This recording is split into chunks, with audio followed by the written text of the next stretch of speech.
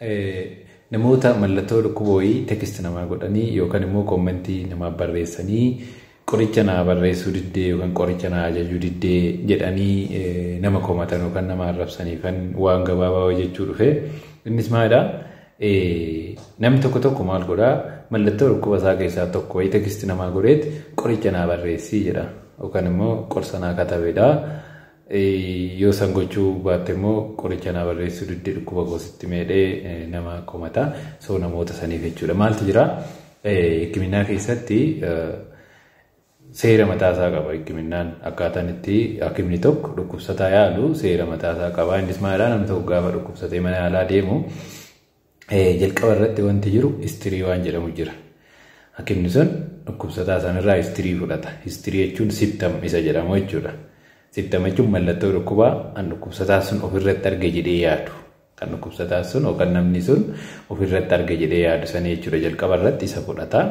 Itti aansee fiizikaal egzaaminashinii hojjeta. Fiizikaal egzaaminashinii jechuun waan namichi sun himate malee kan dhukkubsataa sanirratti hakimni sun ijaanis ilaalee haa ta'u, harkaanis qaqqabatee haa ta'u, meeshaa akka kanaa isteetoskooppiidhaanis dhaggeeffatee haa ta'u, waan adda addaa kan hakimni sun ija isaatiin arge.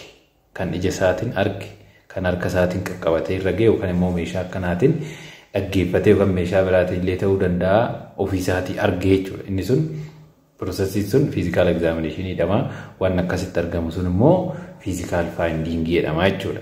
Tokko isa. Kanaaf jalqaba irratti istiriidha. Lammaffaa fiizikaal egzaaminashinii hojjetamee fiizikaal faayindiingii argamu kana hin hojjetama. Achi booda immoo waan istirii kanaa fi fiizikaal faayindiingii kana walitti dhufee yoo dhukkuba nama sanii sammuu hakima sanii keessa hin dhufa dhukkubni wayii kana lamaaniin isa san immoo qulqulleeffachuudhaaf investigeeshinii yookaan immoo qorannoo ergaa jechuudha hakimni sun. Qorannoo sun meedbii dhiiga ta'uu danda'a, kan fincaanii ta'uu danda'a, bubbaa ta'uu danda'a, qorannoo biraa ta'uu danda'a, X-ray ta'uu danda'a, ultrasound any type qorannoo wayii ergaa jechuudha. Qorannoo saniin ergaa zeen qorannoo san riizaaltii isaa ilaalaa. Kun sadee walitti dhufaa jechuudha. Istiriin dhufaa fiizikaal egzaaminashinii sun walitti dabalamee qorannoo saniin qulqullaa'ee dhukkuba sanirra ni gahaa jechuudha hakimni sun.